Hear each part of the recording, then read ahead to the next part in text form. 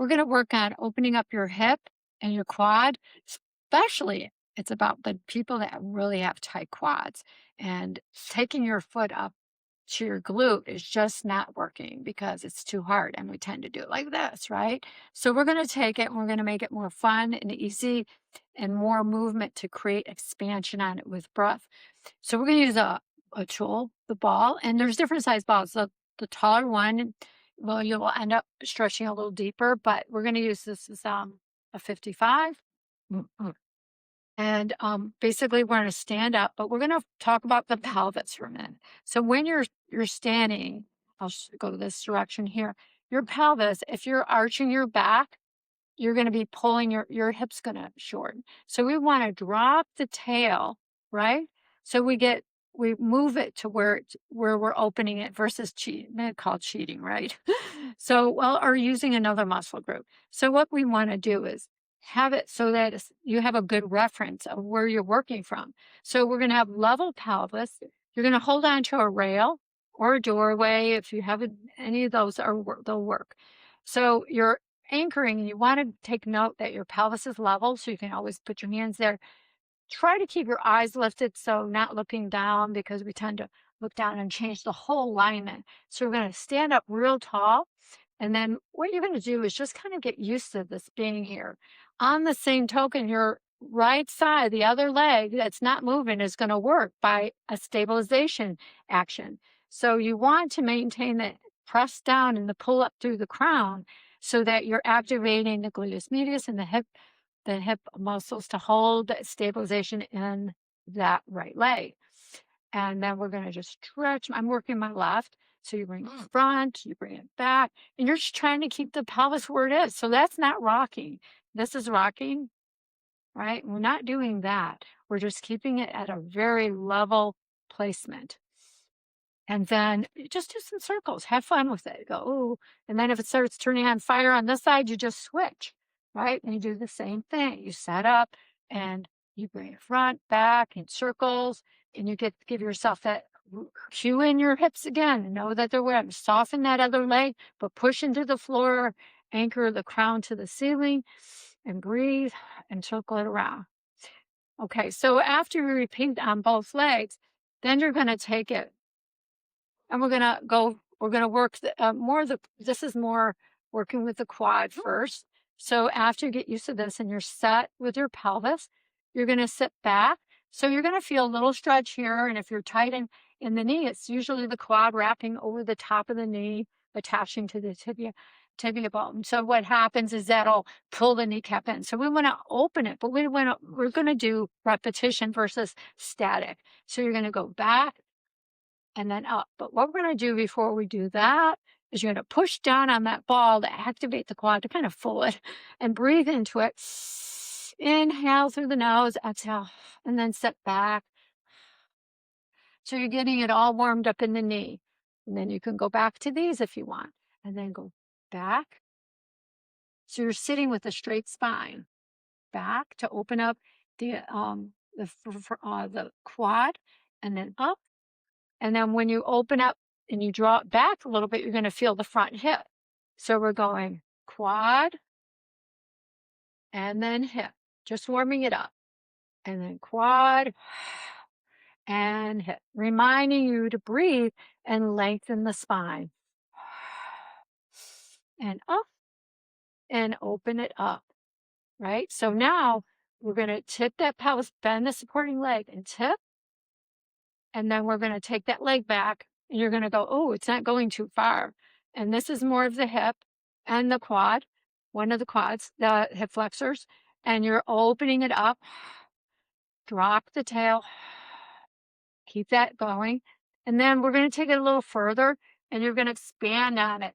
So you're going to open and lengthen through the leg, through the palms, even if you can. And then open it up, stretch. And then you can either curl or come straight up. Well, let's do the other side. So you did that and repeat. So once again, we're going to work with this hip and popping back a little bit into close. You're going to hinge back and then up, and you're tilting the pelvis to counter the arch, right? So So when we sit back, it is going to still be in that plane. So it goes back. And when you come up, it's going to pull forward, right?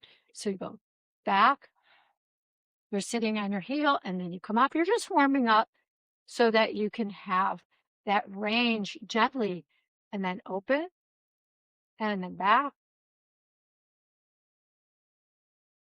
And it works. Once again, you get benefits many ways. You're stretching this side, but you're activating your opposite side stabilizers of the hip, creating that strength. So now, once you get used to that, you can always adjust your foot to find a better place. And then we're going to stretch and open. Open the hip and lift your chest. Take a breath and then come up. So you don't want to collapse. This would be collapsing. You don't want to collapse. You want to be active, right? And when you do this, have complete activity. And so when you sit back and you tilt, coming up, you can feel that. So we're going to go back to the other leg and we're going to take it a little bit more intense. So when you're going to the front, you're open the hip now. So we're going to send that knee down towards the floor. And this leg on the side, if your knee's tight, you might feel it. So just stay with the range and then tilt your pelvis under and then sit and then tilt. So it's like a mild bridge. You're pulling your hips forward and then back. Sink your knee down. It's almost like there's a wall here and then tilt. Now, some of you won't have that range of motion. And some of you might have more. And if you do, you can even do it on the wall. But right now, we're just trying to get it to open in a nice way versus painful way. So if you're doing the repetitions, you're going to find you're warming it up, down, and then up. So when I go down, and then I bridge and I lift, the whole front hip and quad are going to open up. Let's go on the other side.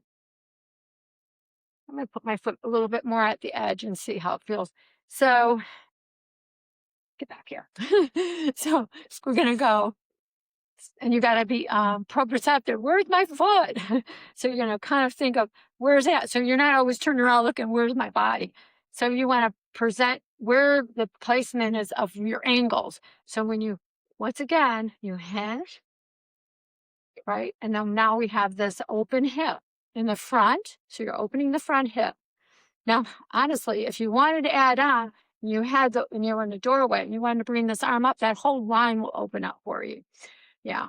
So there's so many add-ons to all this that you can have fun with it, right? And then we're going to go down, straight down with the knee, right? And then you're going to bridge. And the hip, so you can actually bridge back. And then we have that stretch where you open and open and open, keeping your body up so you're not collapsing. And you stretch until you can't go anymore and then come up, or where it's okay and comfortable. Okay, so if you get a pain or you get something that's talking to you in your body, main thing, stop, reset, feel what was going on and adjust, because don't put up with pain. Find a way that you can make it feel good and you're actually getting an actual stretch versus joint pain or pain in any parts of your body. There is a difference from pain and tissue opening. So breathing through it helps. And then and repeating and just have fun with it. Put your mind like you're a child again and you're just playing. I am going to show you one with the bench.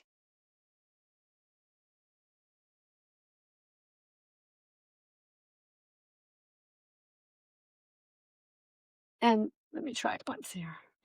So I'm going to show you with the bench and or a chair. And now different heights do make a difference. So and it would be almost like a way of doing it like on the wall. But if we're going to do it on the chair, and when you come down, it's the same thing. You're going to tuck.